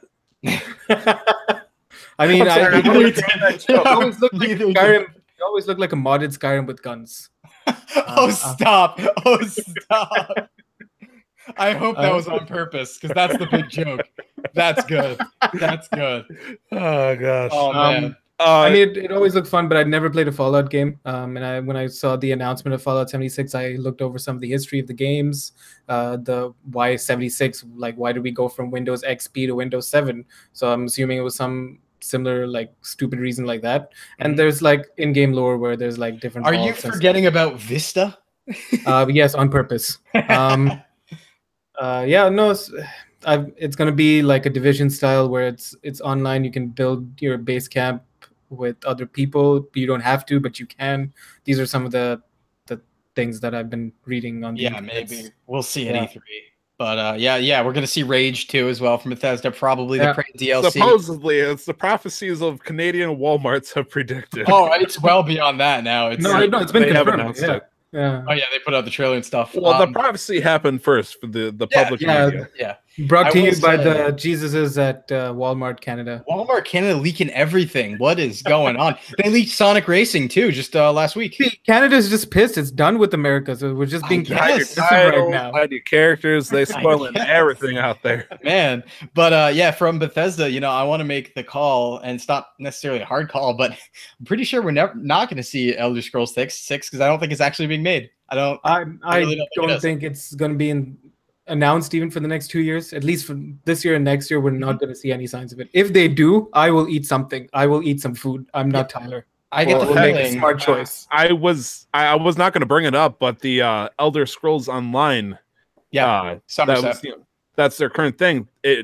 They just tossed it over to a completely different developer to work on right now. So ZeniMax is working on it, and ZeniMax has been overseeing a lot of it to this point. What I would say, though, is that I've heard some things, and the things I've heard are that basically Bethesda is very comfortable with how well Elder Scrolls Online is doing and don't feel the need to make a new Elder Scrolls game right now. They also have that rumored game Starfield, and they said even that is potentially a year or two out. So they're saying they haven't started, they're saying potentially what I've heard is that Starfield is even a little bit further out. So yeah, because they're still waiting to port, Skyrim to your phones, to your N64, to your XP system, to your T84 calculator, to your smart fridge, your Neo Geo arcade system, to Tesla cars, to that SNK system behind you, Cam.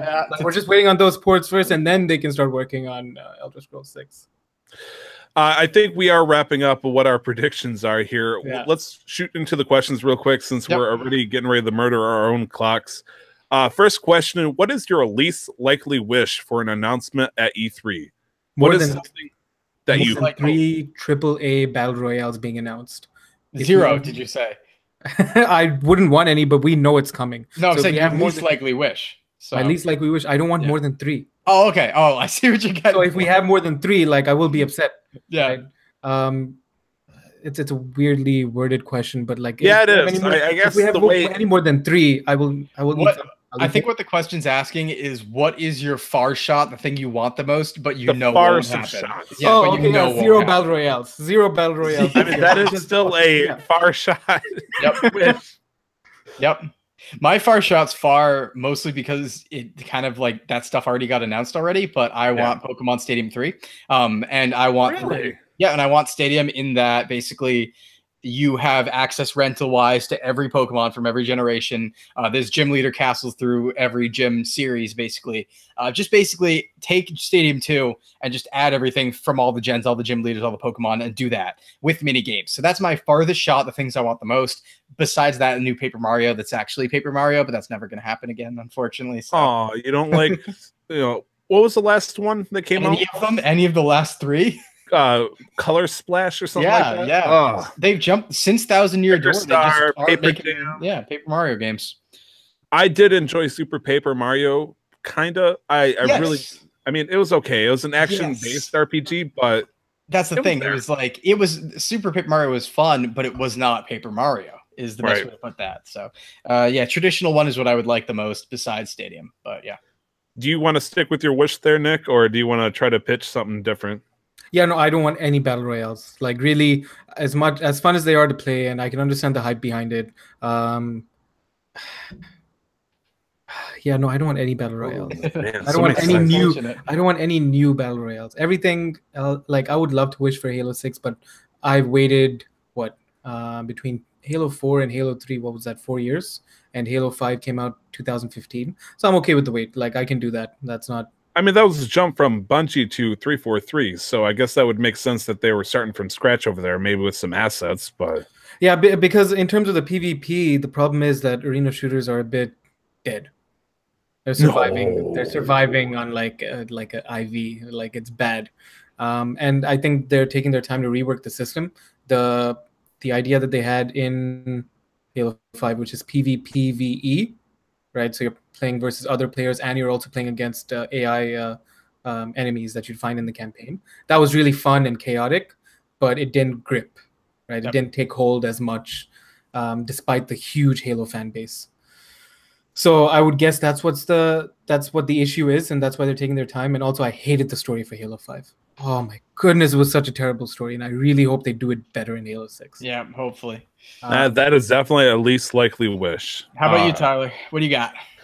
I was thinking of it, totally forgot what I was going to talk about, but the one that I always wish in my heart of hearts I know will never happen, and it's honestly the least likely wish to happen here.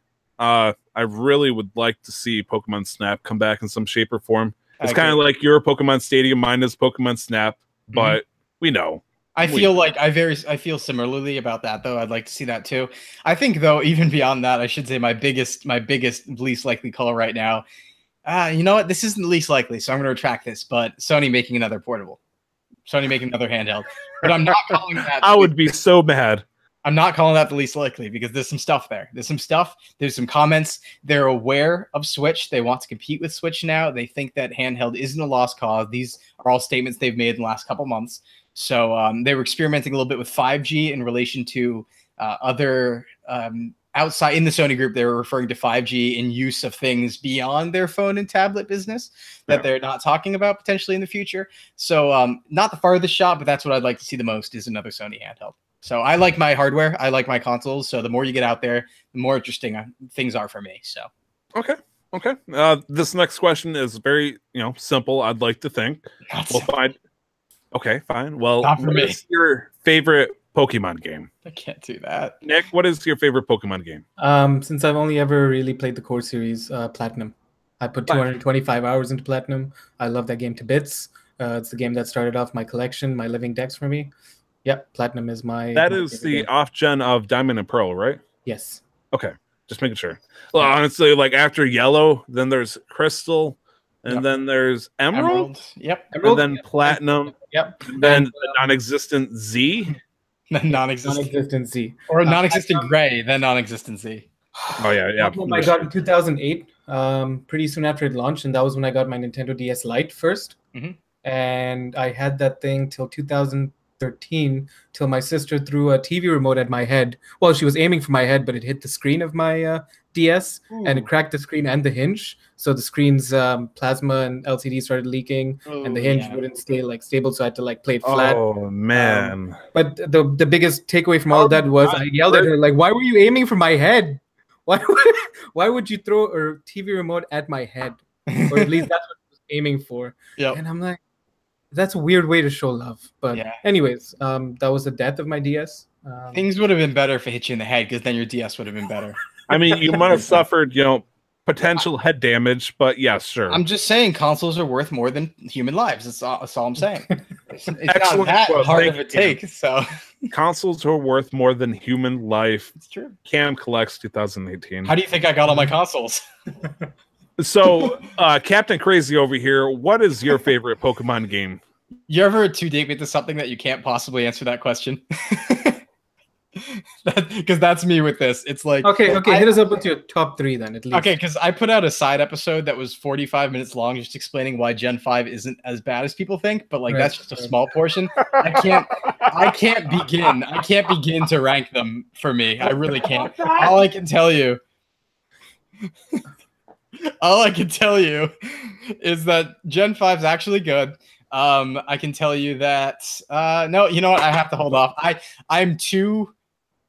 I need to do a research study He needs before to I answer sit this down, make a question. pros and cons Yeah, list. I need to do a research before. Reevaluate, do some soul searching, Yeah. find out what's really like interested, like what draws you to the Pokemon games, then make a list. Finally, come out with like top one of your. I can tell you that Diamond and Pearl, like Gen 4, is one of my least favorite.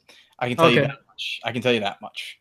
Platinum is a lot better. Diamond and Pearl are mostly brought down by the fact that the battle system is incredibly slow compared to Platinum. They bump it up in Platinum, but the time between animations makes an absolute slog. Also, the Pokemon variety in the grass is garbage, and all of that, and the use of TMs being overbearing. So Gen 4 for me is a low point, I'm pretty sure, in terms of the core games, because each generation is more than that. But yeah, I like them all. I'm finding, as time goes on, I'll put it to you this way.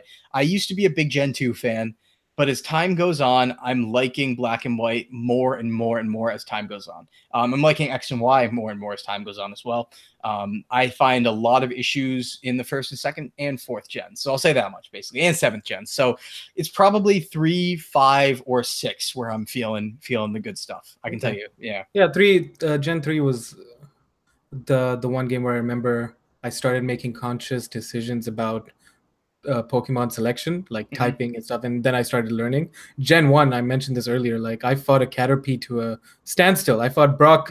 So Gen 1, Pokemon Yellow, I had no idea what I was doing. Sent out Pikachu against Onix, defeated. Sent out Pidgey against Onix, defeated. Sent out my Caterpie, Onix was out of moves. So, and I don't think there was struggle at that point. And so I was just string shotting Onix until he couldn't move, and my Caterpie was faster than the Onix, and I just tackled him to death, slowly just throwing my Caterpie's body against that rock hard Onix until the Onix fell, and I won. I remember that, but I don't remember anything else from Pokemon Yellow. But yeah, my position is more so like I've put about 1,000 hours into each generation at least. Yeah. And it's too hard to pare it down that far. But I can tell you, generation wise, I'm feeling those more so than the others. So that's my answer. What about you, Tyler? What's your? I don't know how to respond to that. Cam's throwing me into question. For simplicity's sake, I like Gen 2. I feel like I've had the most fun and gameplay out of that one. If I were to pick my favorite one, though, it's probably going to forever be whatever the most current Pokemon game is, because there's always one extra edge. I love breeding. I love the idea of building perfect IV teams. That is my thing.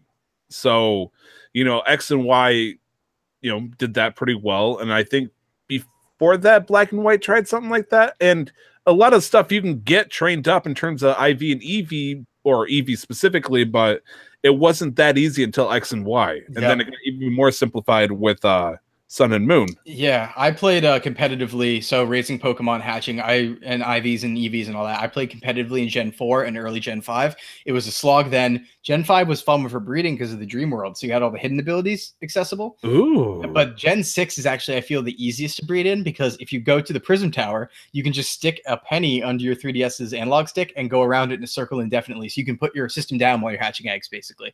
That makes it very easy. That's messed up, because I mean, I did something similar in Sun and Moon. Mount on Taurus, you go like just south of where the Pokemon egg lady is, where you're at the daycare, and you just spin yourself in a circle in this fixed fence that you get stuck in. And you can't escape, so you're just spinning until she crosses her arms like, oh, she has another egg for me. Oh, and cool. Then so I just sit there mass hatching eggs and getting them, making a little poor Pokemon baby factory going on. And I could see with efficiency exactly when I was going to get a new egg and, at the same time hatching. Yeah, I did a lot of breeding, not for the sake of IV EVs, EV team building, but for completing my living decks. So I would make, like, for example, if I had a Charmander, I'd make 2 more Charmanders, and then I'd sit, and then I'd train up the one Charmander to a Charmeleon, and then that Charmeleon I'd train up to a Charizard, while I'm also training up the one other Charmander to a Charmeleon. And I did that for easily 85 to 90% of my Pokédex. The others I just couldn't care. Like Sylveon was so hard to get up to, like to evolve. So that's why I just traded the Sylveon, because Yeah, but just to put it to kind of put it out there for our listeners and stuff, because we do talk about Pokemon, and I'd like for people to know where I'm coming from with Pokemon, that sort of thing. Like for me, the series is definitely my biggest series in terms of what I play. When in 1998, when Blue came out, I was 4, and for my birthday, it was right around then. I got Red and Blue. Since then, I've never not been playing a Pokemon game for a period more than 3 months. So. Just when I'm done with one, I go on to another, a Nuzlocke, into a playthrough, into breeding, into whatever. There was only a 3-month period recently that I wasn't playing a Pokemon game, as far as I can actually remember. So it's a constant in the background for me, which is why it makes it so hard to rank, because everything I've loved so much, and I can now pick things apart a little more, but it's hard to say what's the best, I'd say. Man, I feel like I could spend hours upon hours just doing Pokemon episodes with you, just tearing each game apart, limb from limb. We shouldn't do that right now because we're actually we're over, I think. It's E3 and Pokemon. What are you gonna do? You know, that is E3 and Pokemon. News of the week: Bungie gets $100 million investor. Who wants to take this one? Nick, you wrote it down. That was me. So. Yeah. Bungie got NetEase, is a Chinese tech company, gave them a cash infusion of $100 million to develop new IVs that are not Destiny. And my hope, this is amazing. This is great. Not a hint at all. Like, please just stop. No, because we had, what was that other Chinese company? Tencent? Tencent. Yes. Well, that's the scary That company. is the super one. So the battle royales are the in thing right now. Yeah. So some of the rumors are that it might be they're developing a battle royale. It might be that they're developing a new IP for the end of Destiny's planned out franchise, like timeline. It might be a game that's going side by side, because Bungie did that at some point with the Halo games. So we're not sure yet. They haven't announced any details, but he did reassure us that it's not going to affect Destiny as it is right now. So this is a separate thing that's going on. They're going to make a whole new team for that. My hope is, though, that eventually it lets them break away from Activision, and then things will start getting better for Destiny if the franchise survives. Yeah, well, they said the fun part here is they said with this 100 million, they're going to start self-publishing, which right now they rely on Activision Blizzard, and publishers have a lot of power in terms of saying what goes into the game. So to be able to self-publish, you can basically, as a developer, put out the exact product you wanted to make, rather than made for the market. So this is a really nice loot boxes, right? That's usually a publisher, demand right there. Yeah. And you know what I would say too, just as an aside, I wouldn't be mad if they happen to make a successful battle royale. I wouldn't be too mad, because right now Tencent has hands in both big competitors. They have hands in Fortnite and in PUBG. So like they're just winning right now. No matter who wins, they win. So it'd be good to have a competitor. While I don't think it's going to be difficult to compete with them now, it'd be nice if it did. So good stuff here.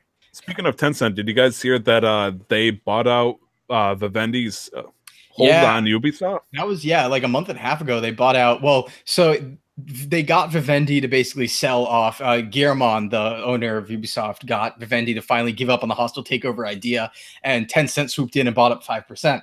So Tencent's 5% in right now of Ubisoft. So they're creeping. They're creeping. Craziness. Yeah, they get around. Fallout 76. We did talk about this. Is there anything else you want to dig into it?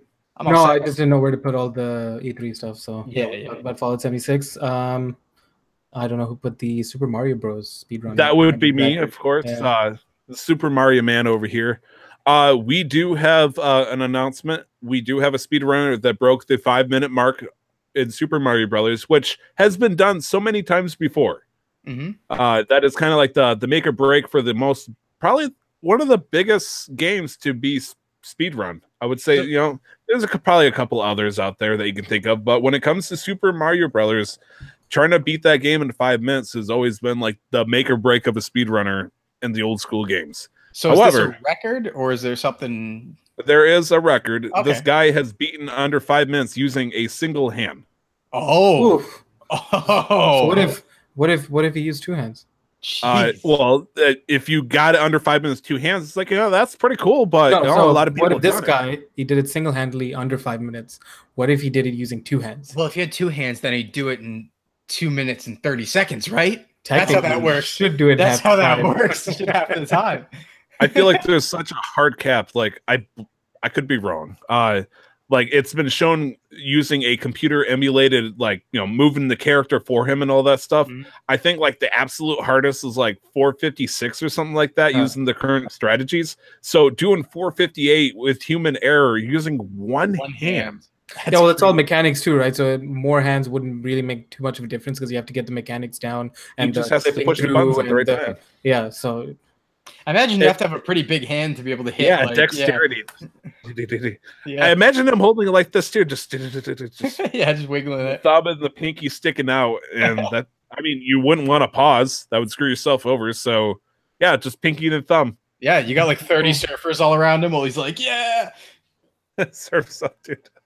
That is pretty much it for news. We were light on news because we knew we were going to be heavy onto the Pokemon and E3 talk. Yep. There will probably be more E3 talk next week. Oh yeah, I mean, well, next week is E3, so next week, Saturday, Sunday, Monday, Tuesday are the conferences. Yep.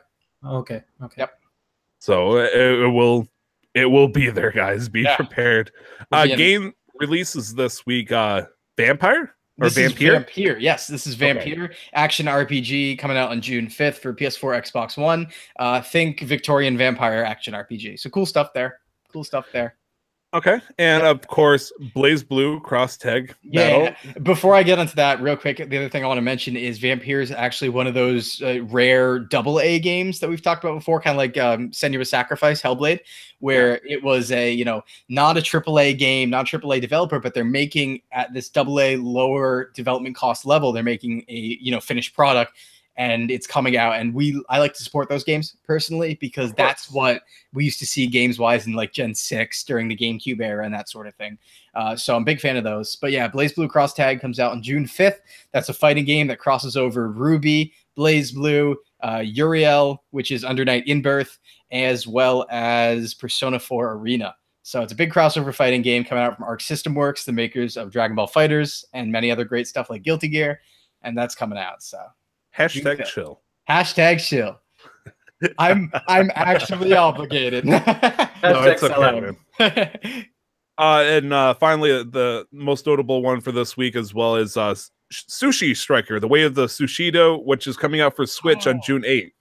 Yeah, I played this. Yeah. I was not impressed. I did not get to touch it because it was one of the things where I was like, just let it fly by. I'm not going to notice it. I played it at PAX, and it played itself, really. Like I could kind of just hold down a button and wiggle around the control stick and it would do the puzzle for me, and I wasn't even at the first level or anything necessarily. Like it might be a very quick curve where it jumps up in difficulty fast, but what I did play was relatively simple in terms of playing itself. So okay, fair enough. That is it. Is there any plugins before we go into the our standard plugins? No extra for me. Nick. So I've talked about this twice before now. What are you talking about, Nick? Garden Con is a gaming convention that's happening in Florida, Tampa Bay City, in July. And they do great things because they raise money for St. Jude's Children's Hospital that helps fight childhood cancer. Any research that they make in terms of advancement for treating cancer, they put out for free at no extra cost for anybody. They fly in families from all over the world, provide them accommodation, free treatment, and housing while they treat their child. Go to guardiancon.co/support, and you can figure out how to help them out, donate some money, because if you don't help fight childhood cancer, you're a jerk. Thank you. Yes, slap that cancer, though. Just right on the butt. Yep. Take it out. Yep. If you want to check out some of my work, I've just recently did a D&D one-shot campaign for the Delvin Cox experience. How'd that go? I saw that episode go up. It was a 3-hour, I listened to the entirety of it. Whew. It was entertaining to listen to. I was I was very impressed and kind of upset with myself as the DM. I was like, man, there's stuff I learned since then. I'm like, oh boy, I totally did that wrong. But one of them flat out said is hey, Tyler, you could be lying. We will believe you. Go ahead and make things up if you need to. I'm like, you got it. Yeah. I did. You can email us at casualmasterquest@gmail.com if you want to be one of those people that isn't, iTunes or some fancy Nigerian prince saying, hey, I can make your podcast cooler. Just give us all your social security information. Yeah. Or you can hit us up on Twitter at MasterQuestPod, all one word. All podcasts and gaming can be found on our YouTube channel, which we will link on our Twitter. I'll post that up tonight because hopefully, if I have the right setup all working and going, I want to stream some of that Mario Tennis. Yeah. It was exciting. I might be a little buzzed, just a little bit, but I think I can nail the shots. All right. Like, it wasn't until like the last 2-3 matches I realized I could hit 3 different buttons and it hit the ball differently. Fighting game. I'm telling you, man, I'm not joking when I say it. It has meter management, it has HP bars, it has like what's it called, mechanics on top of mechanics on top of mechanics. We even had a joke on what's it called, the other thing I work on, where we said, hey, tell me right now why Mario Tennis Aces is more of a fighting game than Smash Bros. And we had somebody argue that. It was a fun argument, but it was a fun little take, I should say. So yeah, no, definitely a very deep game. I am Tyler. I can find, or you can find me. I can find myself anywhere I'd like to. I can't find my. Okay. At 2 Tyler on Twitter. Nick. Hi. Hi. Hi, Nick. How's it going? Hey, I was just wondering if I wanted to look you up on Twitter, where could I find you? On Twitter at LRWarrior11, or whenever I sporadically stream on mixer.com at mixer.com. No. Okay, I'm stumbling over my own words. Mixer.com/LRWarrior11. There you go. Cool. Yes, that one. And Cam, of course. All right, I got a lot of stuff to shill. I promise it's all incredibly useful to our endeavor. Okay, so first things first, you want to find me on Twitter. I'm at CamCollects. Please come talk to me there. I use it every day. I post generally about 4 or 5 times a day. I love talking to people about everything game related, so get me on there. In terms of streaming, I'm on twitch.tv/CamCollects. On Monday night at 7 p.m. EST, I do Pokemon Emerald Randomized, where we're working through basically Emerald with random Pokemon, and it is a Nuzlocke. So if we lose a Pokemon, it's done for good. A lot of fan interaction there, so you guys can name things, choose what I use, that sort of thing. I've switched my other stream session to Friday evening/afternoon at 4 p.m. EST, and that's where I go through old consoles basically and play big prolific games I didn't play for the very first time. So we're doing Contra on NES, and that's going to be on Friday. In addition to that, I have some YouTube videos up right now on youtube.com/CamCollects, or look up CamCollects on YouTube. I have a couple of the old streams for Pokemon Emerald Randomized. I also have full footage of when I streamed the 97 Space World Gold and Silver demo for 2 hours. Nice. So you can check that out there if you want to see the early build of the game. There's a bunch of unreleased Pokemon, a bunch of cool stuff. Yeah, and other than that, I have another podcast if it's good to talk about, and I'm over at Into the Video Game as well, which I produce. So you can check me out there. I'm on Libsyn at intothevideogame.libsyn.com. And that's nice. I got tons. There's my spiel. No, that's totally fine. We all have our repertoire of different things we can shoot out. That was it for June 2nd, 2018. Happy National LGBTQ Pride Month to all those out there. Man, it's a great start to a month, man. There is so much we can look forward to. There's gonna be so much more we can talk about next week, and I think that's gonna be it. I think we're gonna cut it up here. Don't drive people crazy. Don't do a 3-hour episode. It's fun. It's funny. Don't do it. Don't I can't wait to do it in a week or so. Oh boy. Yep. It's gonna be sweaty and long and tiring. Oh my gosh, that sounds like a lot of things actually. Yeah, break out the snacks and get those streams ready though, because E3's coming, and it's ready for you. Are you ready for it? That time of the year. It's Christmas and summer. My body is not ready, but fun. E3 needs no lubrication. It will find a way into you. Bite the pillow. I'm going in dry. Fortunately, there's always some sweat and lubrication around. Well, that's it for this episode. Get ready for a Big Bang episode next week, and don't forget to never stop the grind. See you guys later. Bye-bye. See ya. Love you.